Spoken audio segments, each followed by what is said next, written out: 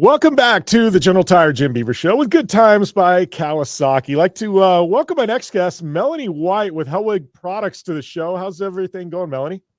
Amazing. I'm so excited to be here. Thank you for having me. Oh, well, I'm excited to have you. I've been familiar with Hellwig for oh man, I mean, she's for as long as I can remember. I mean, I grew up in an automotive family. My family owned, Ford dealerships. I remember the boxes at times.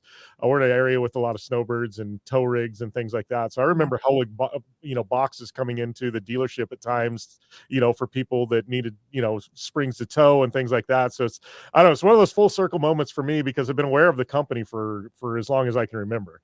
Yeah, I'll have to say thank you. And I was like waiting for you to date yourself. Like, oh, I've been familiar this long. So, and you were very good at not doing that. Yeah, I was born in 1980, so I mean, we can date myself. So we're talking. It's been a while, but I think that's what's great. I grew up in a Ford dealership, and and I was supposed to be a fourth generation Ford dealer, and then I decided to start a media and marketing company instead after going through all the dealership training and things like that. But you're a generational company as well. I mean, you're fourth I'm generation. That's what. sure. Yeah. Yeah, I was supposed to be the fourth generation. So, I mean, that's awesome, though, to have a family-run company. I mean, was you coming back and working for Hellwig always in the plans, or did you have No, other ideas? no, I had other ideas. And I think my family was really good at like not saying you have to come in and do this either, right? So there wasn't that expectation, which made it really cool because I was just like, get out of my way. I want to do this. Like it was, I really was determined.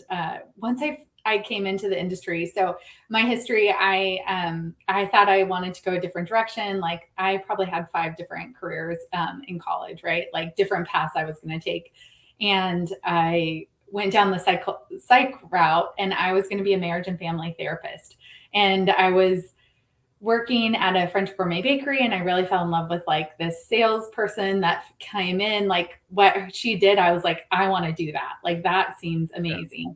And Hellwig was looking for sales help at the time. And I was like, oh, I want to do that. Let me do it. So then I got involved and I fell in love with the industry. So I went to my first SEMA show and like was hooked. I'm like, I don't want to do anything else. I abandoned all my future schooling and decided to get into the automotive industry. So I've been having a good time. Well, and we'll talk about, kind of the whole female route, things like that. But I feel like just that kind of opened it up because about the time you decided you wanted to go into the auto industry, I mean, I think we're probably, ballpark same age. It's like, then it was still like there was women in the industry, but it wasn't like it is now. It was still very much a not a traditional path. It's very true. So I've been in the industry for 18 years and I'm a year older than you. So um, yeah, so you were spot on with that. So that wasn't something that there were some women doing it, but not very many. And that really there were women that like paved the path. Like they had much harder routes than I did for sure. And being a woman and cold calling, because that's what I was doing a lot Yeah. in the beginning. I mean, I had to get some thick skin, and I did not have this thick skin when I first started. But you get told no all the time in cold calling, especially. And I learned to like deal with that. But I really learned some like key things. Like I had to know my stuff. I had to know it better than anyone else did. I had to follow up. And I wanted to help people. So like, how could I help? And those are things that I still carry out today, right? Like know your stuff, follow up, and figure out how you can help people. And that helped me really gain some good trust with my customers, and who became my customers after cold calling too. Well, and I was going to say, like, cold calling is not easy, but cold calling is a woman in the automotive business. That's even harder. I mean, it's like there you had so many layers to fight through. Like you said, I'm sure you had to get thick skin really, really quick, and you had to know your stuff because immediately I know how guys are in this industry. They put you in the pressure cooker. Oh, you think you want to sell to me? How much do you know? Yeah, you've been there, right? You've probably witnessed that, and that's totally true. They would really like put me through the ringer, and But the advice I got early on, which I thought was the best advice I could ever give, and I want every woman going into any sort of industry, especially male dominated industry, the one thing that was going to hold me back was not that I was a female. It was that I was young. So that's where I really had to like prove that I knew my stuff, not that I needed to focus on like, oh, I'm a woman. So that's where I like that helped me because it helped me like go on a whole trajectory where I focused on being being really good at what I did versus like, oh, I might have a hard time convincing this person because I'm a woman. I'm like, oh well, that's their fault. I know what I'm doing, right? And that's what I'm going to focus on is knowing my stuff. Yeah, and I think that's true. The age thing, no matter how much you know, and I think all of us at a young age think we know everything, Oh and my it's like gosh. I don't want to say an old boys club because it's not an old boys club anymore. It's an old boys and women's club. But it just they there's a rite of passage, and they don't want anybody to slingshot forward. It's and it's I have Yeah. had people so brutal to me, and now they become some of my best friends. They go, "Hey, we put you through the pressure cooker. We wanted you to earn your spot." Yeah, And it's totally. one of those, and it's nothing malicious against anybody. It's just, it's like a rite of passage almost. Yeah, that's a really good way to put it. It is a rite of passage for sure. Yeah. I like that. Well, one of the things I love though, is talking about that and things like that because, I know like you'd said, it wasn't something you really wanted to do. And then it kind of, you came into your own and you owned it and you loved it. It's like, I've got a daughter who's 14 and she's grown up like, when my sister was 14, she had no idea auto business, she doesn't do it today, but it wasn't anything that even blipped her radar. But my daughter, like, she goes, Dad, I want to do what you do, and I'll bring her to shows and things like that when it's proper and when I can, and certain Mhm. people and certain shows, and she absolutely loves it. But here's a young girl that's 14 and she's growing up going, I want to be in the automotive industry, in the power sports industry and things like that. I think it's awesome that we've changed that page where you've got this new generation of young Mhm. girls who came up loving cars. They want to be a part of the automotive industry, and the automotive industry now is, a whole lot more welcoming, than it was, in the past. Yeah, for sure. I love that. I hope I get to meet her soon because I just think that's awesome. And I love that you're taking her there. I have a 13-year-old, and so I've been trying to expose him to different things as well. And I'm so lucky that he likes cars because we spend a lot of time with cars, right? So it's good that our kids like what we like. Yeah, well, and I've been fortunate, like a lot of my, whether they be sponsors or companies I consult for, and things like that, like they just put her to work in the booth. Like here she is, and she's just like handing out brochures, and like they just put her to work. So now it's like, oh, we've got an extra body, we'll just put her to work. So Yeah, and I she mean loves that's what I would be like. Hey, can you shadow me? Can you help me with some it. stuff? That's her. She's worked I don't know how many different jobs. Sometimes she'll be selling shirts, sometimes handing out brochures. It's awesome. But That's awesome. um, let's talk a little bit about Hellwig, because Hellwig's a company that's been around for a long time, and it's you're in an interesting place in the aftermarket because Hellwig's a product that if you need it, you need it, but Mhm. it's not like a wheel where it's not bling, it's not a fashion Mhm. statement, it's nothing like that. So it's like your marketing and the way you approach the aftermarket is completely different. Somebody could release a new wheel and everybody looks at it and it's very easy to market and get eyeballs on it. I mean, you guys release a new helper spring or a new sway bar and it's tough. It's tough, but if you need it, you need it, but it's not the visible aspect of the aftermarket, and the vanity side of things that most people, recognize. How do you guys work through that? Because it's definitely like I said, if you need it, you need it, and you need it, but it's got to be a tough marketing, push. It is. It is difficult for sure because if it's lights, right, and it doesn't like flash and make noise or anything like that, you hit it spot on.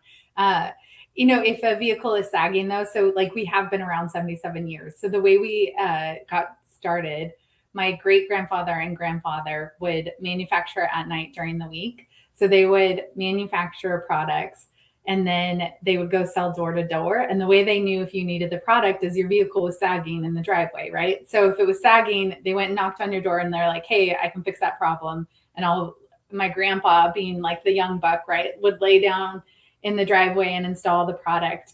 And they would do that all for like $7. So like a helper spring is something that's like really clear. You need it. We've all seen those folks going down the road with the saggy rear end. And we have one of our marketing guys is like, we have a no saggy bottoms policy. So That's awesome.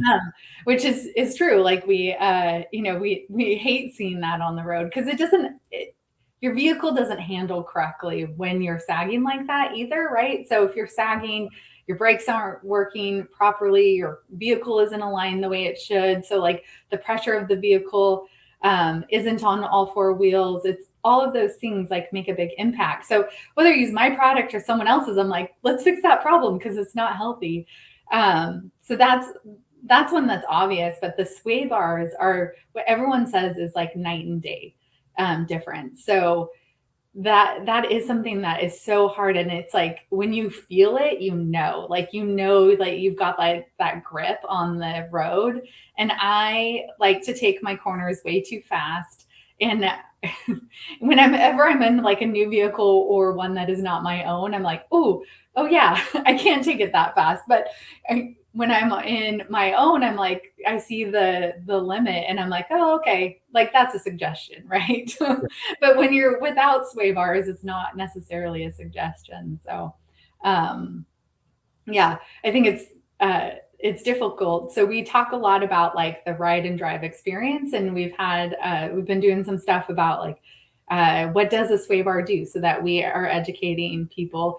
And then we're also talking about like the first drive experience, like that.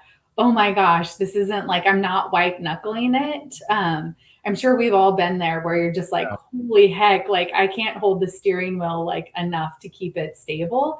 And so that's where I think we really benefit is like showing people like the calm after like not having our product.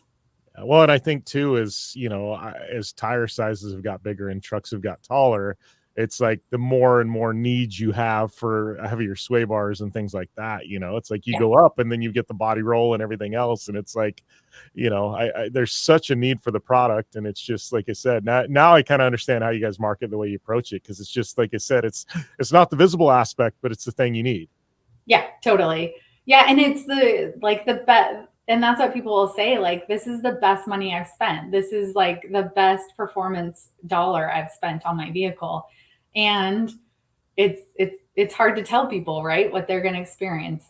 So yeah, well, let's talk a little bit because, obviously, Hellwig's been around for a long time. You kind of came into play, but let's talk a little bit about your work with SEMA because obviously, Hellwig, being involved with SEMA, things like that. How did the door open for you to start working with SEMA in the capacity you have the last few years and things like that? I mean, obviously you've been on the board, and I know, I just know the aftermarket. We'll talk about, the last few years and things like that and how all the changes. But, talk a little bit about, how that came to be and you on the SEMA board. Yeah, so I actually I've been in the industry for 18 years and I started volunteering 17 years ago. So I got involved with LTAA, which is the Light Truck Accessory Alliance, back 17 years ago. And what I realized is there was this really cool thing that could happen is that we could all get together and work on some bigger problem together versus, each of us in our own silo trying to accomplish something. And I mean, I don't even remember the things that we first were accomplishing. I was just like, my mind was blown that we could all work together. We could take our company hat off, that we could tackle something bigger. And so my career has, I volunteered for LTAA for years, and then I became the chair of that committee. And then I got involved with the Emerging Trends and Technology Committee, and then I was the chair of SEMA Cares. So I've done a lot of different things within SEMA, and I'm hooked. And so now I'm on the SEMA board of directors, and I do think there's just something so powerful that can happen. I mean, Hellwig was at the first SEMA show. So when it was in Dodger Stadium, I have this really cool, I wish I could show you, piece of artwork, but it has like the ad of the first show, and it shows like Hellwig as one of the men on home base. But there's a bunch of different companies that were there at the first SEMA show. So the first SEMA show happened under Dodger Stadium, but that's not the reason why SEMA started. So SEMA started to as a group of aftermarket manufacturers who wanted to get together because they were getting some legislation enforced on them, and so they got together and they're like, let's fight this because we're going to be better off if we do this together. And I think that's what I see that stem throughout SEMA's history as well, right? Like there's the show, this is really cool thing, but there's also this aspect of like protecting our right to modify vehicles as well. Well, and I think that's one of the big things that, I've been around the industry for quite a while. SEMA, a lot of people on the outside, they know of the SEMA show. And obviously that's kind of the Mhm. coup de grace. That's the every year everybody looks forward to that week long, pretty much all things automotive in Vegas. But behind the scenes, for all the other months of the year, SEMA's working on legislation, things like that. And I know right now, man, there's so much with the change to electric vehicles and certain states wanting to ban certain products and things like that. I mean, SEMA's got their work cut out for them. They've been working double time the last few years, just to try and keep things going the way they have been. Yeah, I know. They're especially like the DC team, right? They're not bored. They have a lot that they're working on. So, I mean, in California here, the Oceana Dunes, it's one of the last places where you can like go drive on the beach and in the dunes is that there's like legislation that came out banning that, and SEMA's working hard with Orba to try to like to make sure that stays open. But there's all kinds of land usage stuff going on, electrification, and really like as consumers, we want to have that right to like modify the vehicles and also like to have the right of choice, right, for the market. So, oh, yeah, it's an interesting landscape and it is not boring. No, and that being said, I want to talk a little bit more about Hellwig because obviously you came in. It's a family-run company here a few years ago. You took majority ownership of the company. I know you guys are National Women's Business Enterprise Certified. What exactly does that mean? Because I know that was a big thing, and that was last year, correct? Yep, that was last year, early last year. But it took me so long because we've been in business for so long. I to prove that like we were a business, right? I'm having to find articles of incorporation, and then I have to find the first minutes and all of these things. And I had so much paperwork, and then running the company all during that time too. So it took me a while to get the certification. But what that really does, so there's some opportunities. Well, it isn't something that I'm a minority or so like the certification, there's a lot of things that it does, but one of them is like if a local government is we have the big like rail system that's going in close to us, and that has like a certain percentage that they have to hit minority owned businesses. So, but it's called, and I hate this, Jim, it's called disadvantaged minority businesses. Ooh, Yeah. And that's a so brutal that always thing. like stings a little bit, but at the same time, it's an advantage being certified in that will be at least, you still have to be a business that is puts out quality product, all of that, but you just get at least that opportunity for them to look at you. So like there's such so much of a percentage they have to hit, so they're looking to be able to hit that number. And there's not a lot of people who have those certifications, so it becomes an advantage for us. And I guess part of me, and I've tried, over the years to, with my companies and things like that, like really kind of, I hate to say empower women, but put them, you know what I mean, in positions of power and things like that. But I guess like to me, part of it, I hate even having to bring that up or have that conversation with you because I hope we get to a point where it's not look like, oh, we need to do something, and we need to recognize women. I hope it gets to a point where it's just across the board. Like you don't need to draw to the fact that it's a woman-owned company. It's just an owned company, period. Yeah, I know. But it's an advantage for me right now, Yeah. so I'll take Yeah. it. I completely agree with you.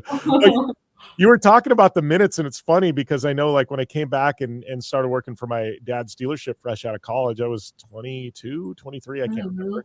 Mhm. But he goes, "You need to go back and read the minutes to, my Ford dealership, or our family's Ford dealership." I was like, "Okay." And it's this thing, and it was at that point, like, 85 years worth of minutes and things like that, but I Mhm. learned things I didn't know, and it was almost like a family history because I'm seeing my great Right? grandfather's name and and I'm like, you had to have a little bit of that reading through those minutes and things like that, going, "Wow, this is the family history right here," and in the business sense. Yeah. I mean, I think that's part of it, right? So, like, because you saw that, right? It was Yeah, like, oh my gosh, they were under so much pressure in this one time. And like, there's so many times that you're like, oh, we are so lucky to like be here and to continue to like have generations in this company because they were not short of challenges. And I think that's what like the cool thing with business is that you aren't.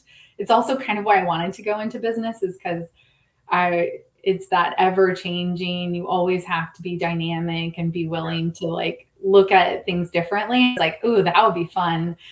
Sometimes it's like, can it just be for a little bit, calm down? But you know, yeah. I also remind myself, you picked this because it was ever changing. Yeah, it's I laugh. Everybody goes, "What's your favorite day of the week?" And I go, "Mondays." And they go like that. Generally, that's everybody's like least favorite day. And Yeah. I'm like, no, I get to open my email inbox. I never know what's going to be sitting in my inbox on a Monday. I'm like, it's like sometimes it's good, sometimes it's Yeah. bad. I'm like, I just never quite know. So it's like Christmas opening up my email on a Monday morning. Yeah.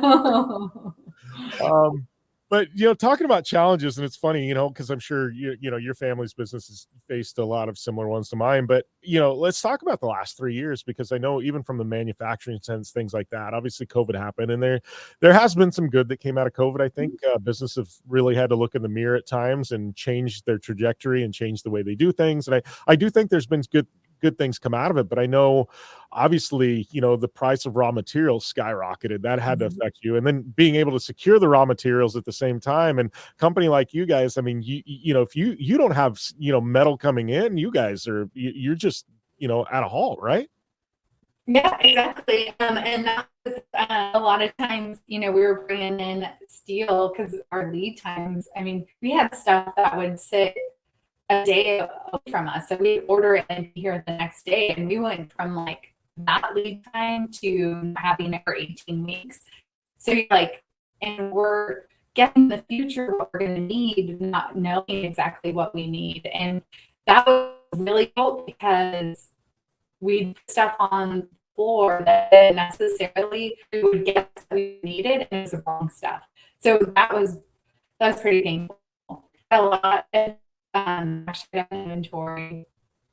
And then just it would take us, like things like bushings would take us a really long time to get. So like, and I think on one part we had like everything for it, but like the nuts and bolts. And you're like, are you serious? Like cents worth of product can't, and we can't ship it out, but you can't. And so we have not been bored in the last 3 years.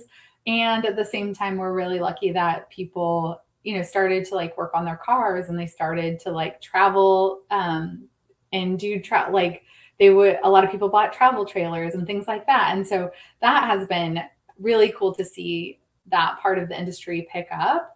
And so we've been lucky to have the demand there.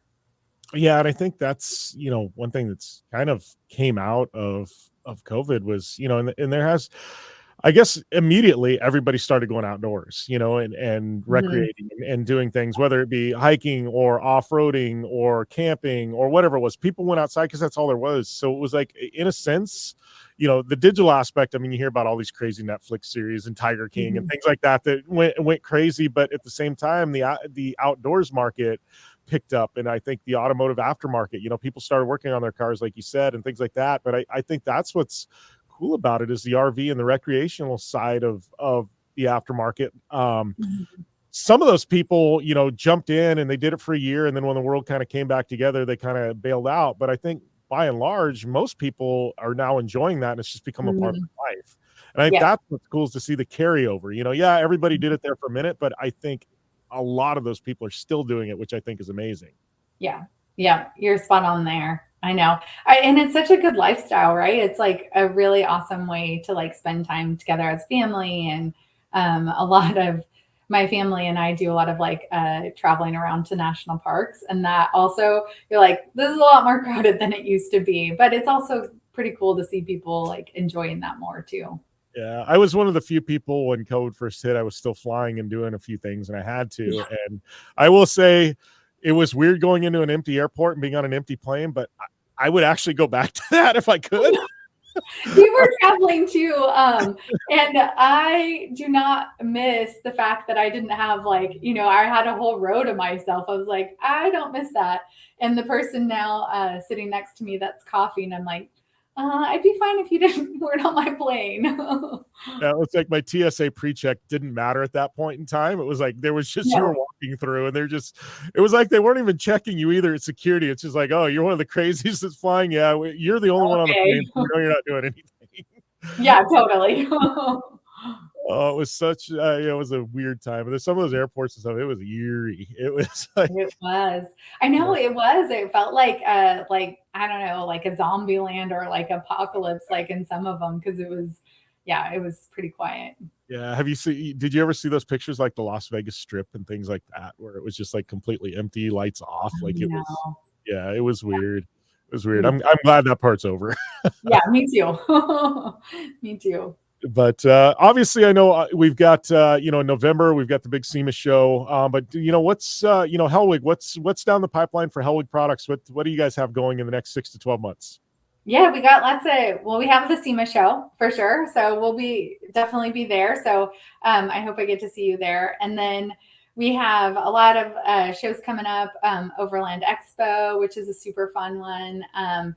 We also will be in DC for like a military show because we're spreading our wings into that. And yeah, we're just working on products and getting stuff in the market. So it's, yeah, fun to see all of that stuff happening. Yeah, well, and I'm from Arizona, so I may actually end up. I've got quite a few sponsors and things like that. I might end up at least for a day at Overland Expo. So if you guys are out Oh, there, good. Okay. might have to swing by and say hey. Awesome. You But better if you're there. I won't, I don't think I'm going to be there, but Mike will be from our team. So, well, it's funny though. You mentioned like the military, and I think that's one thing that I think is cool about Hellwig. I mean, we're talking about towing and Helper Springs. You guys are in so many different markets. You make products between sway bars and the Helper Springs. I mean, just across the board, you guys are. There's a good chance that whatever vehicle you're looking at may have one of your products in it. and you don't know it, right? So that's the thing is like a lot of people are like, you do only sway bars and helper spring. And I'm like, yeah, our line isn't deep, but it's wide, really wide. So we make sway bars for like golf carts all the way up to like military vehicles. So I think that's the difference for us is like we're very wide. Our expertise goes wide there. And so while like tow and haul and muscle cars are like what people really know us for, it's much more than that. It's a lot of, we do some OE applications.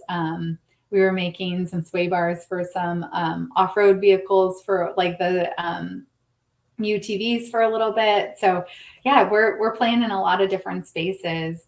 And it's fun to be the experts on a lot of different stuff because it's fun. I never thought I'd really dig this, but I love going to see like any sort of manufacturing line. And I love seeing our products get put on the vehicle as the vehicle is getting made.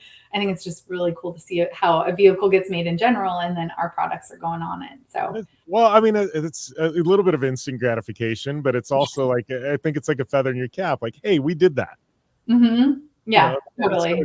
It's got to be kind of cool. Well, and it's funny, like the UTV thing, like, sway bars have become such a big deal on the UTV space. And that's part of what I do is race UTVs for a living and do a lot of influencer stuff there. But it's crazy that sway bars, I mean, all kinds of different, UTVs are miniaturized, whatever, but, off-road vehicle, but the sway bar is even more important because it's so small, and it's just crazy to see the different sway bars and sizes and things like that. So that's what I was going to ask. And I figured you guys probably had done a little bit there, but I just feel like that's such an emerging market right now. And I don't think anybody really at this point in time knows how big that market's going to get.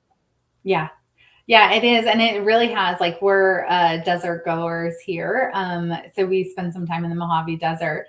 And I grew up on a dirt bike. Oh, nice. But I think the saying with age comes a cage, like Yeah. I'm in that camp. I don't know if you raced dirt bikes before, but I definitely, it really is like the UTVs have taken over the desert where that was not the case, like even just like a few years ago. So it's fun to see for sure. Yeah. Well, and I think, there's a lot of like old school purists. Oh, there's too many people out in the desert. And I go, this is a great thing. We've got more recreationalists out here. We've got more people like, and part of me, you were talking about the land use issues, and and I'm very familiar with everything you were talking about on my front. But it was like, that's great because the more people we have out recreating and using it, the more advocates we have to help keep these lands open. Yeah, I know. I couldn't agree with you more. So, yeah, and we all have a responsibility while we're out there, right? Yeah. But I think once you experience it, you get pretty invested in making sure that it's better. I mean, we'll go out and we walk away with bags of trash, right, from like other people that might have like tried to just dump stuff right in the middle of the desert thinking that they can get away with it, but there's people that are like really invested in making sure that this is something that's good and healthy that we can continue to go out to. Yeah, and I think, and I think I'm the same way you are, and I think by and large, the majority of off-road people that have grown up and they've been doing it are that same way. I always say we want to leave it cleaner than when we arrived. Mm-hmm. And I think most people have that standpoint. Yeah, there's a few bad eggs, but I think, for the most part, most people view it the same way because we all value our time out there and our escape. And I call it my escape. It's like I get to go Totally. out there on UTV and a dirt bike for a weekend with our RV. Like that's awesome. I get to shut off my phone and like that's my escape. I get to clear my mind and just, ride and have campfires and it's awesome. Yeah, and there's nothing like a desert sunset. I don't care who you are. Like that is something that you cannot ignore. It's just gorgeous. And I think yeah, a lot of like what I was talking about too, like there were people from like the local community that had used it as a dumping ground versus like Yeah. yeah, it's not folks like us who are going out and using it. It's like Yeah. unfortunately other folks that are doing that. But we're pretty invested. Same here. But well, Melanie, it's been awesome catching up. I appreciate you taking the time to come on the show. I know you're busy, but definitely we will. If I'm out at at Overland Expo, I'll swing by and say hey, and I know I'll see you at SEMA shows. So Awesome. So good to be here today. Thank you.